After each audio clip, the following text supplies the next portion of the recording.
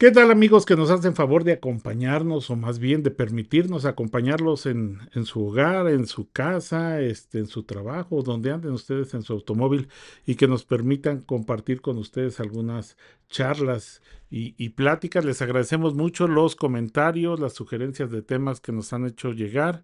Estamos muy atentos y créanme que tarde que temprano, pero les vamos a hacer caso. Nada más denos oportunidad de ir consiguiendo las personas que consideramos ideales para los temas que nos están sugiriendo. El día de hoy estamos muy contentos. Vamos a incursionar en un tema que seguramente la mayoría de ustedes ha escuchado, pero son de esos temas que todos escuchan y de repente no, pocos saben de qué se trata y nos referimos a la fenomenología. Es un ámbito muy filosófico, pero parece que está llegando a las demás disciplinas. En el caso particular de la arquitectura, yo tengo varios alumnos, sobre todo de posgrado, que cuando ya están queriendo analizar los procesos, terminan diciendo, es que ya me dijeron que lo vea desde el punto de vista fenomenológico y que necesito ver qué hago y como que bien a bien no sabemos y por ello estamos muy contentos y hemos invitado al doctor Alberto García Salgado. Él es profesor de la Facultad de Filosofía de la Universidad Michoacana de San Nicolás de Hidalgo y nos da mucho gusto que haya aceptado compartir esta charla. Doctor, bienvenido. Muchas gracias, con mucho gusto, y gracias por la invitación. Estoy muy agradecido y contento de estar aquí. ¿Por dónde empezamos, doctor? A ver, yo, como arquitecto y nosotros los arquitectos empezamos a discutir y entendemos, vamos a dejarlo en ese término, entendemos que la parte construida influye en los individuos, nosotros lo dejamos en un nivel de que a veces podemos incidir en cómo se siente la gente, de que hay lugares que le dan cierta formalidad a las actividades, qué tan vulnerables somos ante el espacio y cómo el espacio incide. Hubo un grupo de neurocientíficos que empezaron a avanzar más y de ahí surge la neuroarquitectura, ¿no? Ya un poco más puntual de decir, bueno, qué parte del cerebro es la que se estimula, cómo está funcionando. Y creo yo que algo está pasando con esta idea de la neuroarquitectura desde la arquitectura, pero ya ahorita tú nos explicarás, porque pues como que estamos queriendo abandonar la parte visual, como que nosotros siempre nos preguntamos los arquitectos cómo se ve y ahora parece que la gente lo que quiere es preguntarse cómo se siente o qué vive el usuario, el habitante, por dónde empezamos, En cómo efecto. abordamos eso, doctor. Sí, bueno, desde el campo de estudio de la fenomenología, que es una corriente filosófica que ya cumplió un siglo y medio más o menos, comenzó en 1900 con un filósofo alemán llamado Edmund Husserl, pues se da la prioridad a la vivencia precisamente, a la experiencia, sobre todo a la experiencia fundamentalmente perceptiva que tenemos acerca del mundo, de las cosas, también a la experiencia interna que tenemos en nosotros mismos. Y es el campo, digámoslo así, tan amplio del estudio de la fenomenología. Un poquito contextualmente, este estudio surge porque en los tiempos de inicios de 1900 había tendencias un poco abstractas, metafísicas de la filosofía, y los fenomenólogos pues vieron la necesidad de regresar, digámoslo así, al campo de estudio de la experiencia. Y eventualmente ese análisis, que es, lo voy a decir como lo dice Husserl, el padre de la fenomenología, es un análisis descriptivo. Vamos a describir cómo experimentamos, cómo vivimos, eh, pues en gran medida el mundo, nuestra propia subjetividad, nuestras percepciones, qué tipos de experiencia podemos pues contar, cómo las podemos describir. Y ahí se ha ido diversificando el campo de estudio de la fenomenología. Comenzó primero estudiando las experiencias subjetivas, vamos a llamarlas así, cognitivas, cómo percibimos, cómo reflexionamos. Eventualmente esto se pasó a otras formas de análisis de la experiencia, como por ejemplo la experiencia del cuerpo, y también la experiencia de lo social, de nuestra relación con los demás, con los otros, los sentimientos, por supuesto, las emociones, todo esto forma parte del campo de estudio de la fenomenología y pues ha tenido una larga vida, digámoslo así, porque ha habido grandes exponentes desde los alumnos de Husserl, segundas generaciones en Francia, eventualmente pues también en Latinoamérica, y a la fecha sigue vigente. Por ejemplo, ya que lo mencionó, en el campo de estudio de las neurociencias, actualmente hay una corriente que se llama neurofenomenología, donde de manera muy sorprendente se ha encontrado que cosas que dicen los neurólogos actualmente eh, tienen mucha relación con lo que dijeron los fenomenólogos hace un siglo. Hay, por ejemplo, autores como Francisco Varela, que ya falleció, Sean Gallagher, que es actual, está vivo, Dan Zahavi, que andan un poquito por ese lado. ¿Cómo, a ver, regresémonos tantito, cómo percibimos? Porque en esta visión de algo que en arquitectura le llaman oculacentrismo, es decir, la visión, la vista como centro, pues asumimos que la perspectiva visual lo que guarda es una distancia, ya de entrada. Somos muy afectos a tomar fotografías incluso esperando que no pase gente. Uno ve libros o revistas de obras arquitectónicas y parece que no están habitadas, ¿no? Como que nos echan a perder si se atraviesa por ahí una persona y demás.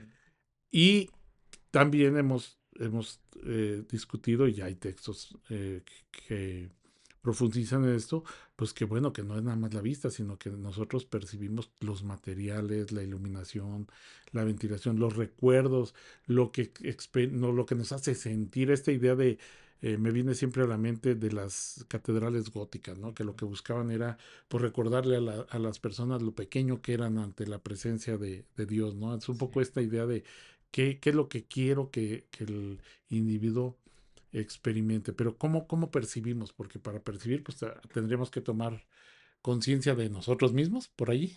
De alguna manera, sí. Este, Voy a referirme a cómo lo elabora Edmund Husserl. Luego hay otras modificaciones de esta teoría, pero básicamente se refieren todas a lo que ya mencionó Edmund Husserl a principios de 1900. La percepción, dice Husserl, es la base de nuestra experiencia, ¿no? Este, Solo que percepción es un término muy amplio, que por lo regular tiene que ver con la experiencia visual. Se focaliza en la experiencia visual, pero no solamente. Sí, en efecto, Husserl hace un análisis detallado de la experiencia visual que tiene que ver con elementos muy interesantes, que usted mencionaba de la distancia. Él elabora esta consideración también. Él le llama un término ahí medio peculiar, escorzos, que percibimos perspectivísticamente. Eh, Precisamente las cosas que percibimos, las percibimos a través de nuestra posición corporal, de frente, de lado, por arriba, por abajo, y la cosa, ya esa es una elaboración muy filosófica, se va ofreciendo a la vista en sus diferentes aspectos conforme vamos percibiendo constantemente el objeto o la cosa, ¿no? Así se nos va dando la experiencia del mundo y también del espacio, por cierto. Eh, una especie de perspectivas constantes que se van sucediendo unas a otras y que nos van dando pues la experiencia de los lugares, de los habitáculos, la experiencia del espacio en sentido ampliado.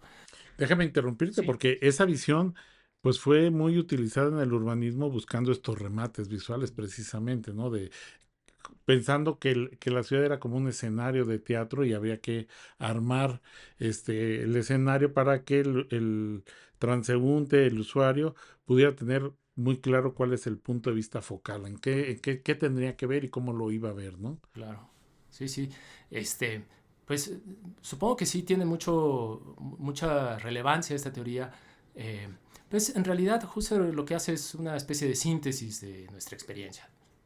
Digamos que de alguna manera no está diciendo cosas muy novedosas, hace una síntesis de lo que ya se conocía de alguna manera y lo dice filosóficamente, le saca consecuencias de distinto tipo, ¿no?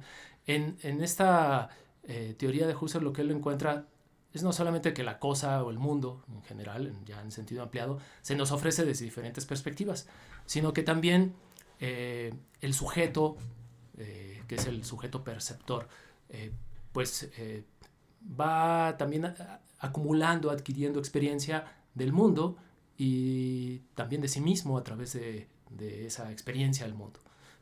Hay una especie de encuentro, ya después lo van a decir así de una manera un poco más comprensible. Otros autores como Merleau-Ponty, es un fenomenólogo francés de mediados del siglo pasado, un encuentro entre el sujeto y el mundo. Somos conscientes de lo que percibimos y la percepción, las cosas que vamos percibiendo también se van acumulando, digámoslo así, en nuestra subjetividad y también somos el producto de ese tipo de experiencias, ¿no?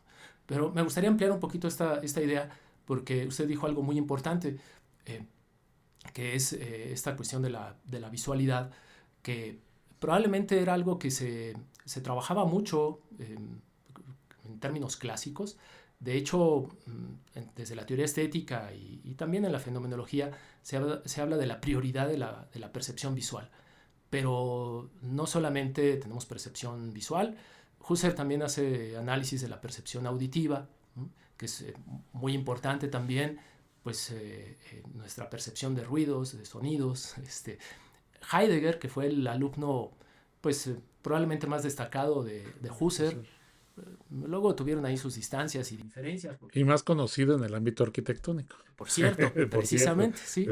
Heidegger avanza un poquito y hacia una teoría no tanto de la percepción, sino de la escucha.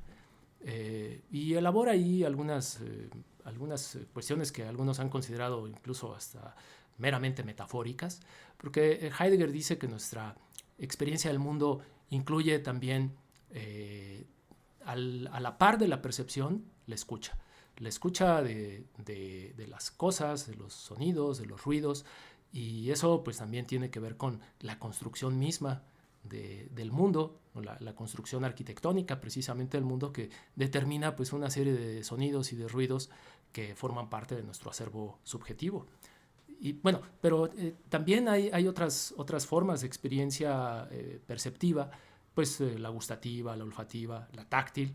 Husserl le pone también un poco de atención a esta cuestión de la tactilidad y elabora una teoría muy interesante respecto de cómo los objetos también están dados a la experiencia de nuestras manos, ¿no? Y luego hay otros autores cercanos a la fenomenología que han pues transitado hacia experiencias táctiles, por ejemplo, más del orden de lo emotivo, de los sentimientos, como pues los cercanos, por ejemplo, el tocar a alguien, también qué es lo que se permite tocar, qué no. Todo eso forma parte de nuestra experiencia y de nuestra subjetividad, a final de cuentas. Que nosotros en el ámbito arquitectónico hablamos a veces de ambientes más íntimos o ambientes más sociales, que no permiten ese acercamiento o que obligan a esa distancia, ¿no? Dependiendo de las circunstancias. Y ahorita que mencionabas la parte auditiva, pues eh, me vino a la mente, seguramente conocerás algunas obras de Luis Barragán, donde incorporaba siempre la caída del agua, porque este ruido del agua, el tener ese sonido dentro de la arquitectura, pues era así como su sello característico, porque lo complementaba, ¿no? Esta situación visual con el auditivo. Sí, sí, sí, para tener una experiencia más amplia del mundo, ¿no? No tan focalizada. Se ha dicho, por ejemplo, que en la ciencia, en la humanidad, ha habido pues una especie pues sí, de prioridad, incluso hasta, digamos, ¿cómo podría ser? Se ha dicho que en la ciencia, en la humanidad, ha habido una especie de prioridad respecto del sentido de la vista. Incluso en filosofía hay muchas metáforas visuales por todos lados. Platón mismo decía que había que construir una visión de las ideas, ¿no? Las ideas se ven a través de la mente, decía él, ¿no? Y bueno, de eso hasta toda la teoría empirista. Heidegger dice que la experiencia del mundo es también auditiva y abona por poner la audición, que sería también de alguna manera el sentido de la intuición. Eh, al lado, había que poner la audición al lado de la percepción para construir nuestra experiencia general de mundo. Y yo creo que esto tiene que ver, o tenía que ver, con las experiencias a las que se refiere Heidegger, que era un personaje, ya para pasar un poquito a este otro autor un poco más conocido desde el ámbito de la arquitectura, que tenía mucha relación Heidegger con la experiencia del campo. Eh, de hecho, hay muchísimas metáforas que él utiliza que son campiranas enteramente. Probablemente porque él era de una zona del sur de Alemania llamada Selva Negra, y bueno, pues es bastante conocido que Heidegger, viviendo en la ciudad de Friburgo, por ejemplo, pues echaba sus escapadas al campo, tenía una casa del campo y ahí construía teóricamente pues su filosofía utilizando muchísimos elementos de la experiencia de la relación con el campo, ¿no? Precisamente. Pero también por ejemplo, este texto más conocido, seguramente desde el campo de la arquitectura, Construir, Habitar, Pensar, pues también tiene que ver con esta elaboración que hace Heidegger de lo que sería la experiencia de la vida, como él la define. Nuestra experiencia incluye no solamente percepción, audición, incluye los sentimientos que eran muy importantes para él, ¿no? Y en esa medida también establecemos relaciones emotivas con las cosas. Heidegger pone algunos ejemplos que luego extiende desde, digámoslo así, el campo de lo mínimo, de lo pequeño, al campo de lo macro. Un ejemplo es la pluma fuente, dice Heidegger. Una pluma fuente que me regaló mi abuelo, que ya no sirve, pues yo elaboro una relación emotiva con la pluma fuente, de tal manera que aunque ya no sirva, pues para mí representa a mi abuelo, ¿no? Mi abuelo que ya murió. Digamos que la pluma fuente es simbólicamente la representación del abuelo, ¿no? Si alguien llega y dice, no, pues mira, esa pluma, pues ya mejor tírala, pues no es tan fácil deshacerse de esa pluma, ¿no? Claro. Lo mismo pasa, dice Heidegger, con los espacios que habitamos. Y hay otros autores también que mencionan esta misma idea. Un seguidor de Heidegger, Merleau-Ponty, lo dice en unas palabras un poco más claras: establecemos relaciones simbólicas con los espacios. El espacio de la infancia, la ciudad donde nacimos, donde crecimos, el espacio donde nos desarrollamos, la universidad, por ejemplo, donde pasamos tantos años. La concepción misma de patrimonio viene de esta idea de la huella del pasado, ¿no? De la identidad. Ahorita que mencionas, recordaba en el campo de la arquitectura un arquitecto noruego de nombre Christian Norberg Schurz, que seguramente a partir de los textos de Heidegger, él habla del espacio existencial. Él dice, la arquitectura finalmente es la concreción material de la existencia del hombre. Pues. Sí, claro, sí. Heidegger, en un texto, yo creo que esta idea Heidegger la elaboró en varios momentos, porque el texto de Construir, Habitar, Pensar es ya un texto de madurez. Pero hay un texto de los años 40 donde habla de estética, que se llama El origen de la obra de arte, y por ahí al final del texto Heidegger nos habla de cómo construimos los espacios. Dice Heidegger, pone el ejemplo del templo, el templo griego, ¿no? Dice, imaginemos un terreno llano, ¿no? Donde el individuo todavía no ha hecho ninguna relación. Llega el individuo, se establece y entonces empieza a construir. Y construye no solo habitáculos, casas para precisamente lo que él dice, ¿no? Para habitar, sino también lugares un poco más amplios donde cabe la comunidad, ¿no? Por ejemplo, el templo. Y de manera metafórica, dice Heidegger, el templo funda el mundo, porque establece la relación que tenemos dice él, con la tierra. El templo está en un lugar específico, pero también con lo divino, ¿no? Nuestra relación con la trascendencia, sea lo que esto significa. Significa para cada quien. Exactamente, sí. Pero es un lugar simbólico, a final de cuentas, que establece nuestro ser, nuestro existir en el mundo, que es lo que Heidegger estaba intentando describir.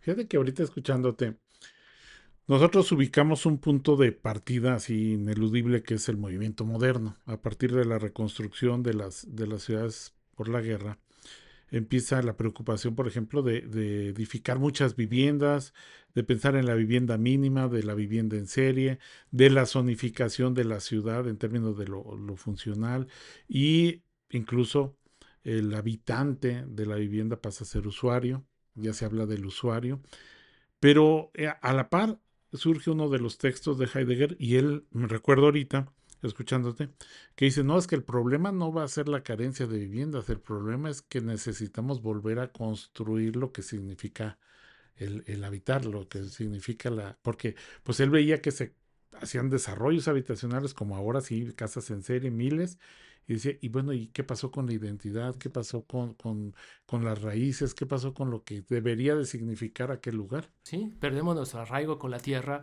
y de alguna manera también con el mundo, dice Heidegger. Perdemos estas relaciones significativas con los lugares, con los espacios. O nos perdemos en el anonimato que da esa homogeneidad. Exactamente, sí. Nos perdemos en la categoría que Heidegger llamaba el sé, ¿no? Precisamente el espacio del anonimato. Nos volvemos anónimos respecto de la experiencia también y de alguna manera desarraigados. Heidegger, como digo, recurría mucho a estas experiencias del campo, que son yo creo que muy valiosas para su filosofía, y hablaba mucho de esto, del arraigo. Incluso utilizaba un término, a algunos no les gusta porque suena muy extraño, pero utiliza un término en alemán que es Heimat, perdón por la referencia, a veces es importante pues para sí, los filósofos porque pues expresan en su idioma y hay términos muy específicos. Heimat es un término que tiene que ver con casa, ¿no? Con hogar, con lo cercano o lo familiar. Heim es como la cercanía. Heidegger lo utiliza este término para hablar de una cercanía espacial con la Tierra, precisamente. Y Heimat terminó significando, un poco metafóricamente, la melancolía por el lugar de origen.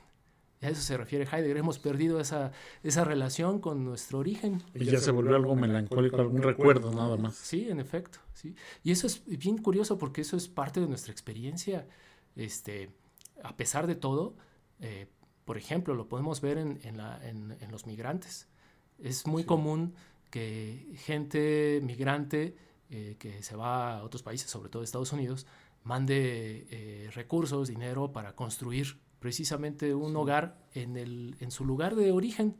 Y que no lo va a evitar porque difícilmente va a regresar. Exactamente, o que nunca conoce hasta que ya decide abandonar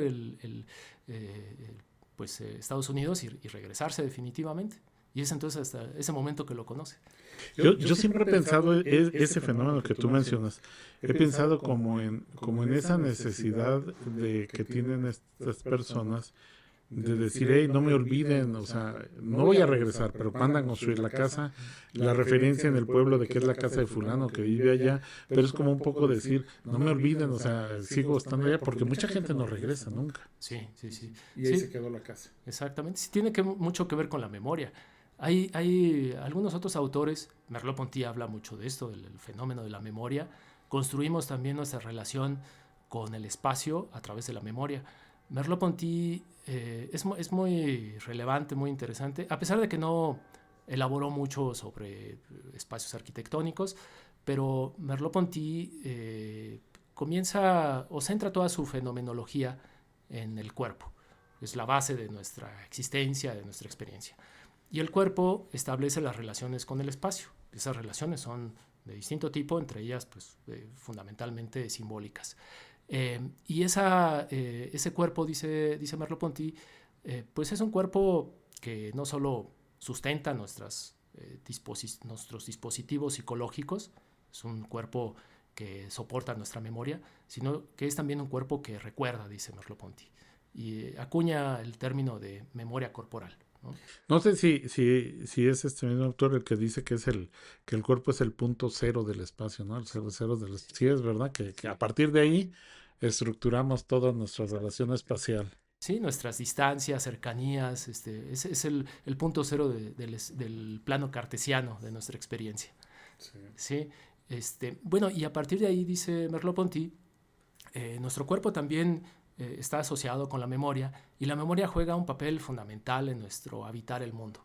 Por eso establecemos relaciones emotivas con las cosas, las recordamos los espacios de la niñez, los espacios donde dirían por ahí los poetas, donde fuimos felices, ¿no? Hay una canción de Chabela Vargas. Y donde no lo fuimos también. También, claro. También Sí. un evento traumático hace que ese espacio, es más, no solo lo recordemos, sino incluso lo evitemos. Exactamente. Yo no quiero volver a pasar por ese lugar porque me acuerdo de esto. Ahora sí que no pases por Salamanca. Ándale, exacto, sí. Y a veces inconscientemente actuamos de esa manera. Hay un autor que a mí me gusta bastante del tema de la memoria. No está asociado con la fenomenología de manera directa, digamos, al menos no de una forma académica o formal, pero él mismo en algunos momentos dice que está haciendo una fenomenología. A lo mejor creo que hasta es conocido por estos lugares, que es un filósofo teórico francés llamado Gaston Bachelard. Ah, sí, sí, cómo no. Él dice en la poética del espacio, pues él está haciendo una fenomenología del espacio mnemotécnico recordado, del espacio de los sueños, y habla de este tipo de experiencias. El espacio, por ejemplo, de donde fuimos felices, o la casa del abuelo, por ejemplo, pues aparecen nuestros sueños también.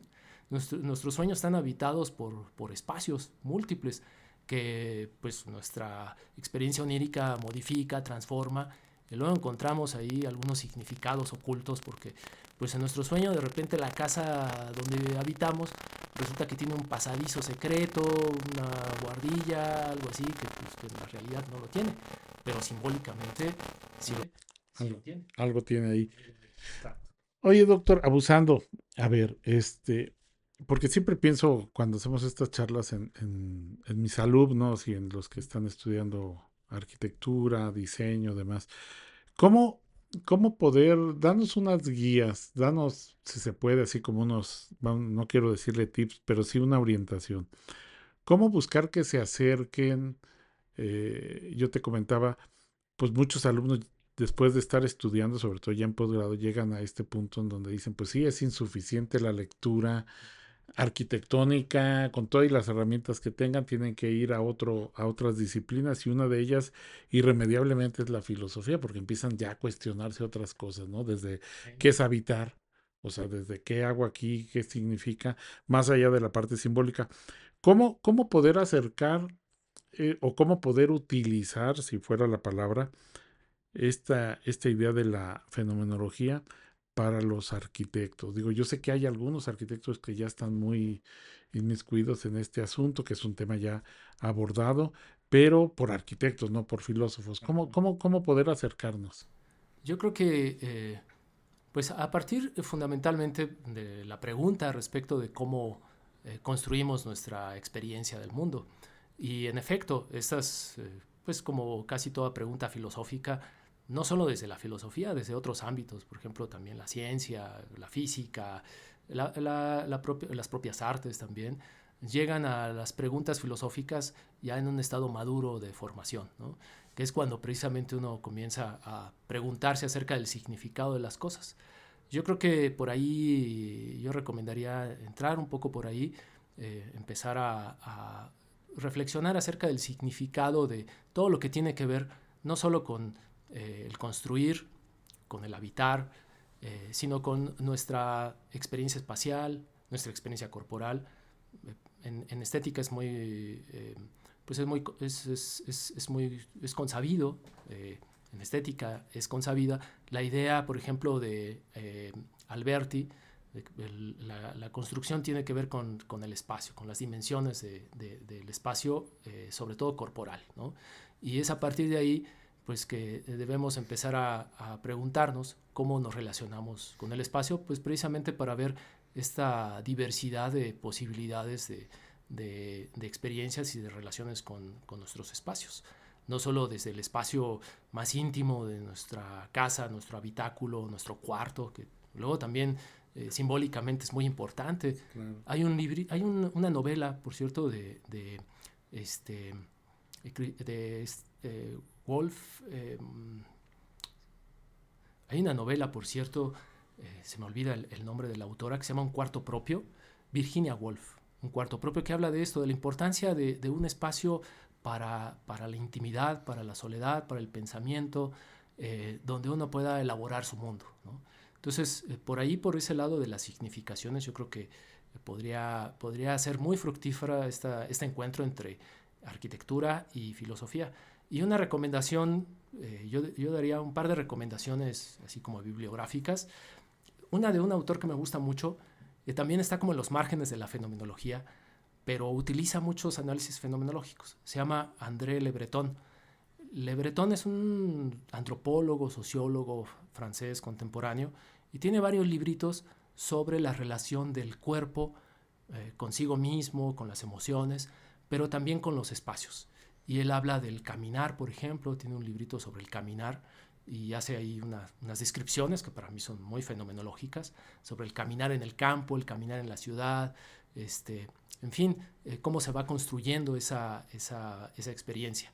También la relación de el cuerpo con la ciudad, con el espacio arquitectónico de la ciudad, lugares comunes, lugares privados, en fin, incluso llega a decir de eh, todas las posibilidades que nos da el habitar el espacio citadino, pero también todas las limitaciones. Ah, claro.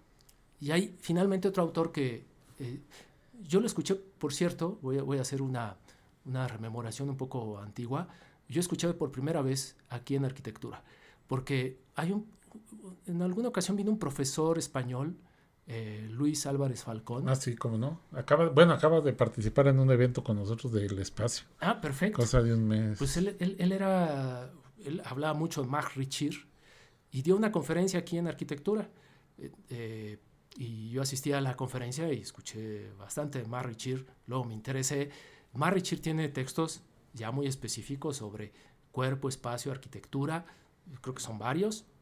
Y él habla, por ejemplo, intentando hacer una extensión de lo que señala Heidegger, no solamente el habitar, sino el transitar también, ¿no? Habla de la experiencia del transitar y cómo la arquitectura, sobre todo en las ciudades, nos permite el transitar, pero también nos limita la experiencia del transitar, ¿no? Bueno, por ahí diría yo. Y aprovechamos para mandarle un saludo a Luis. Nos hizo favor también de enviarnos su texto porque estamos por publicar un libro de ese evento Excelente. que Saludos también. precisamente se llama Repensar el Espacio y nos hizo favor de abrirlo con la conferencia magistral. Y bueno, él ya lleva trecho en este tema. Fíjate que yo ubico un punto nodal para el asunto del ejercicio de la arquitectura y es que cuando nosotros estamos proyectando, pues obviamente que va a incidir esta experiencia propia, pero proyectamos para otras personas. Y esto ha sido muy criticable porque pareciera que luego decidimos o el arquitecto decide cómo va a vivir la otra gente inherentemente estamos diseñando cómo quisiéramos que viviera el espacio, como que a veces fuera nuestro, cuando esas personas tienen pues otro estilo. Siempre hay quien dice regresen a la casa que proyectaron un año o 2 años después para que vean qué pasó con el espacio, porque así como lo concibieron, pues resulta que es totalmente distinto. Entonces, ubicando ese punto de partida, pues claro que uno puede tener esa experiencia de propia, pero yo entendería que habría que incorporar pues la experiencia. A veces no se sabe el cliente, también desafortunadamente no sabemos para quién proyectamos porque pues, son obras que se van a vender y quién sabe quién las habita, ¿no? Pero creo que ahí hay una ruptura o un desfase entre el usuario y el diseñador Sí. que no hemos bien a bien podido librar. Y tal vez se me ocurre ahorita, ahora sí que aventurándome con la seguridad que da la ignorancia, que este asunto de la fenomenología ahí toparía en ese punto. ¿Por qué? Pues porque entonces de quién estamos hablando. Bueno, yo añadiría una cosa más sobre esto.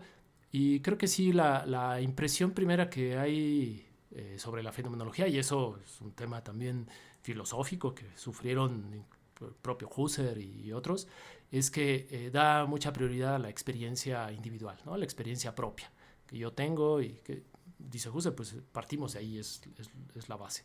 Sin embargo, ya desde el propio Husserl y luego los otros fenomenólogos, dicen que esa experiencia propia también tiene que ver con la experiencia ajena. Nos encontramos en nudos de experiencia donde necesariamente nos salen, diría Merleau-Ponty, al encuentro los otros, ¿no? Y elaboramos experiencias conjuntas, comunes, entre lo propio y lo ajeno, ¿no? Tanto Husserl como luego otros asociados de Husserl, Edith Stein, que trabaja mucho, Eduardo González Di Piero, y Merleau-Ponty también utiliza luego esta categoría que puede salvar un poquito esa primera impresión, que es la de la empatía. Estamos en relaciones empáticas siempre. Y empatía, pues, es un término amplio, un poco técnico también, que tiene que ver simplemente con la experiencia del otro. Yo creo que por ahí también a veces es importante, ya poniéndonos un poquito más psicológicos tal vez, que también la fenomenología tiene una vertiente psicológica, pues ponernos en el lugar del otro. Elaborar también, pues, las posibilidades pensando en el otro, pensando en sus experiencias, en cómo, por ejemplo, los espacios va a determinar la calidad, la cualidad de sus experiencias o cómo las puede expandir. Por ahí yo abonaría un poquito sobre esa cuestión, utilizando la empatía. Totalmente de acuerdo. Fíjate que nosotros digamos, en términos arquitectónicos, luego hablamos de los significados, ¿no? Y decimos, bueno, hay gente que puede querer o anhela una casa de adobe porque le recuerda Claro. una hacienda, no sé, los veranos en la hacienda de la abuelita, Pero hay otro grupo Sí. de gente que creció en una casa de adobe y el adobe significa miseria, Ajá. pobreza, y lo último que desea es que su familia viva en una casa de Claro. adobe, y entonces busca cambiar esa construcción por otro material, o así le dicen, pues aquí en Michoacán en muchos lugares dicen que era una casa de material, es Ajá. decir, una casa de ladrillo, de varilla, Ajá. porque Sí. pues porque el peso significativo del material es tanto que concibe el espacio de manera distinta, y a lo mejor los hijos o la familia pues ya ni siquiera lo van a experimentar, sino que lo van a heredar, ¿no? Esa idea de decir, pues con adobe no, Ajá. porque hay ahí un significado, Sí, claro. Pues este, ahí pues, tiene que ver con la experiencia particular, la experiencia individual, de cómo el sujeto ha elaborado su visión del mundo, pues, necesariamente a partir de sus experiencias. Por eso yo creo que es importante esta cuestión de la empatía, ¿no? Indagar también en la subjetividad ajena, en la medida de lo posible, para ver qué posibilidades le acomodan, ¿no? Porque sí, en efecto, son muy significativos. Hay quienes han vivido incluso con mucha añoranza, momentos de su niñez, de su infancia, en ese tipo de espacios, y le parecen significativos de una manera positiva. Y hay quienes precisamente pues les recuerdan cosas pues difíciles, y resulta que la misma cosa, por decirlo en términos generales, tiene una significación diferente, ¿no? Y sí, en efecto. Sí, sí. poniéndonos un poquito más, iba a decir yo filosóficos, pero a lo mejor eso no se debe de usar delante de un filósofo. No, no, no. Este, Adelante. ¿A qué atribuiríamos este auge que ha tenido la fenomenología? Tú decías, bueno, ya tiene más de un siglo, pero ¿por qué ahora se habla tanto de fenomenología? ¿Tiene que ver con vamos a llamar, con una crisis existencial de lo que estamos viviendo? ¿O tiene que ver con que ya esta construcción disciplinar que hemos construido no nos da las respuestas que estamos esperando? ¿A qué lo atribuyen? ¿O a qué Oye, pudiéramos atribuirlo? esa es una pregunta muy interesante. Yo diría, en particular, eh, pues en gran medida al fracaso de la posmodernidad. Las teorías posmodernas nos han metido en una serie de dilemas de los cuales no hemos podido salir de manera libre, limpia, ¿no? Eh, Luego han derivado en teorías un poco escépticas, pesimistas, a veces imposibles. Y la fenomenología es una teoría muy neutral, por así decirlo, ¿no? Que pues en esta idea de describir la experiencia, pues se ha mantenido, porque la experiencia pues resulta que se ha modificado, ha variado, hay nuevas formas de experiencia, por ejemplo, la experiencia tecnológica. Heidegger ya hablaba un poquito de esto, pero no alcanzó a ver todas las dimensiones del operar con aparatos, del estar en medio de elementos tecnológicos cotidianos completamente. Heidegger murió en el 76, apenas, Iniciaba la parte claro, tecnológica. sí, apenas había computadoras estas que eran unos monstruos, ¿no? Pero él veía que nuestra experiencia se iba a modificar. Y en efecto, entonces la fenomenología permite pues explicar la experiencia que luego sirve de base para unas consideraciones un poco más profundas. También en psicología se ha utilizado mucho la descripción fenomenológica, fenómenos muy contemporáneos o que antes no eran tan comunes como fenómenos de la depresión, le llaman las diversidades neurológicas, todo ese tipo de asuntos. Pero resulta que la fenomenología de repente se puede aportar elementos para la descripción, para el análisis, porque el propio Husserl trató de hacer de la fenomenología una metodología de estudio, de análisis. Y pues en la medida que han pasado pues las generaciones de fenomenólogos, se dice que estamos en la cuarta generación de la fenomenología,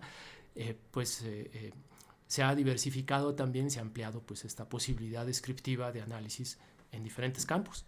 Yo señalaba anteriormente el campo de la neurociencia, sí, que es ahorita una novedad tanto en la neurociencia como en la fenomenología. Y pues por supuesto también otras posibilidades, el campo precisamente de la arquitectura. Marie Ritchie pues acaba de morir hace muy poco. David Le Breton es un filósofo, un antropólogo actual. En fin, hay todavía mucho que hacer.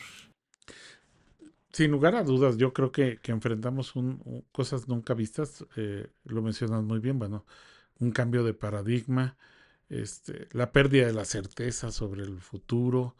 eh, yo atribuiría a esa incertidumbre esta idea de por qué se está poniendo de moda, por qué buscamos desde diferentes disciplinas recurrir a la fenomenología como tratando de encontrar las respuestas que ya vimos que no se encuentran o que no se encuentran en las condiciones actuales. Sí se encontraron en un momento, pero ahorita en las condiciones actuales no se encuentran y pudiéramos, creo, pensar que hay un futuro prometedor al respecto, al menos como para poder entender un poquito más.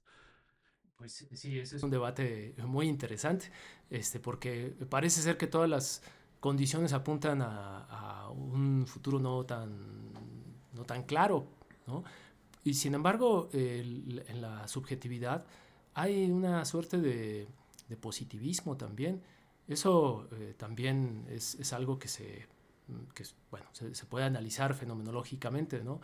Eh, la relación con el futuro, que por ejemplo Heidegger eh, tenía conceptos para hablar de esta relación que se han considerado un poco, pues sí, negativos, ¿no? Pues decía, siempre estamos pensando en el mañana, en el después, es parte natural de nuestro ser, pero eso nos provoca angustia, ¿no? Hay otros fenomenólogos que dicen, no, también construimos imaginativamente el futuro y eso es lo que nos salva precisamente, ¿no? A pesar de todas las circunstancias adversas, tenemos la capacidad de recrear escenarios futuros posibles y eso es lo que nos permite vivir a pesar de todo. Yo creo que esa es una característica inherente al ser humano, ¿no? Siempre es como que estamos pensando en el mañana, pero no solo pensando, sino que queremos diseñar cuál va a ser ese futuro y siempre estamos preocupados por construir un mejor futuro, ¿no? Aunque el discurso común dice que tiempos pasados fueron siempre mejores, pero siempre estamos queriendo construir un futuro. Ahorita me venía a la mente olvidé el nombre, estaba tratando de recordarlo, pero seguramente tú lo conoces, un filósofo coreano que se fue a Alemania y que editó este libro que publicó de las no cosas. Sí, Byul-Chul Han. Él, Sí, donde platica precisamente de, ahorita que decías lo de la pluma fuente y esto, bueno, cómo las nuevas generaciones buscan no tener esa relación material y todo está digital y todo está en archivo, pero como en un afán, creo así lo explica, tú me corriges si me equivoco, de no atarse a estas sí, cuestiones materiales, ¿no? De no atarse porque sienten que pierden esa libertad y uno recuerda, y sí, pues anda uno cargando mil cosas porque todo tiene un significado familiar, la silla del abuelito, el mueble, el esto, el otro, sí. y se van llenando las casas de puros recuerdos, pero al final pues son significados, ¿no? Sí, sí, sí. Eso es interesantísimo esto que refiere. Byul-Chul Han es un filósofo muy cercano a Heidegger también. Hace mucha referencia a Heidegger, aunque él también tiene pues otras fuentes, por ejemplo, un poco más pesimistas como Nietzsche y Hegel, por cierto, y bueno, pues todo el aparato teórico que él trae de Oriente, ¿no? Pero sus observaciones, digamos, regresando otra vez al principio, Sí. vistas un poquito con distancia, ¿no? De una visión oriental sobre Occidente, son fabulosas porque nos permiten situarnos precisamente en lo que somos, en nuestra cotidianidad, que muchas veces no vemos, ¿no? O que como occidentales, nosotros tenemos también un poquito de no occidentales, ¿no? Pero por ejemplo lo occidental central europeo pues no logra visualizar.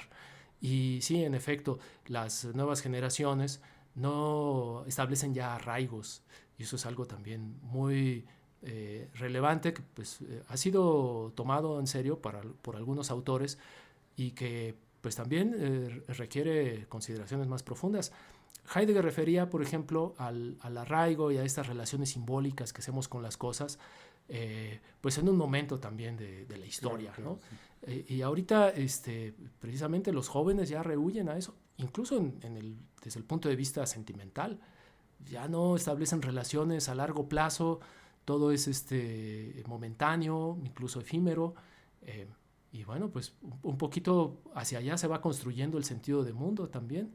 Y hay que ver cómo lo tomamos y cómo lo analizamos. Precisamente más hacia esta experiencia que hacia la pertenencia de cosas, ¿no? O sea, lo que quieren es una experiencia. O sea, Exacto. esta idea de los viajes no es el lugar de conocer, sino la experiencia. Lo que ellos compran son las experiencias. Sí, Y sí, para quedarse con nada material, pues al final. sí. Una serie de recuerdos, fotografías, archivos mnemotécnicos, Todo en la visuales. nube. Sí, exactamente. Sí, Todo en la nube y nada en el territorio y exacto. nada en este mundo Sí. tangible. Doctor, como siempre, un gustazo platicar contigo. Yo sé que los temas son inagotables. Nos va a dar mucho gusto este, poder platicar contigo en otra ocasión. Eh, dos veces tocaste un tema que sé que es una de tus áreas preferidas, el de la estética.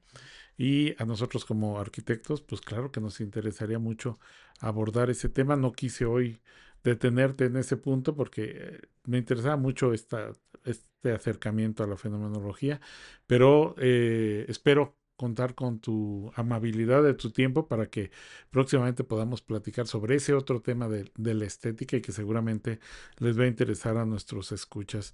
Una idea para cerrar, a ver, véndenos la fenomenología para los que no somos filósofos. Con mucho gusto volveré a este espacio. Eh, bueno, la fenomenología permite comprender mejor tu experiencia individual, colectiva, de mundo, de cómo construimos nuestro mundo y también cómo podemos elaborar las posibilidades de mejorar nuestra relación con las cosas, con los otros, con el espacio, incluso un tema muy actual con la propia naturaleza. Yo lo dejaría en términos generales ahí. Yo también lo dejaría ir. Yo creo que decir más sería empezar a decir menos. Muchísimas gracias a todos los que nos hicieron favor de acompañarnos y esperamos sus comentarios, sus temas y ya saben, búsquenos en todas las plataformas, en las redes sociales y continuamos en un próximo episodio. Muchísimas gracias.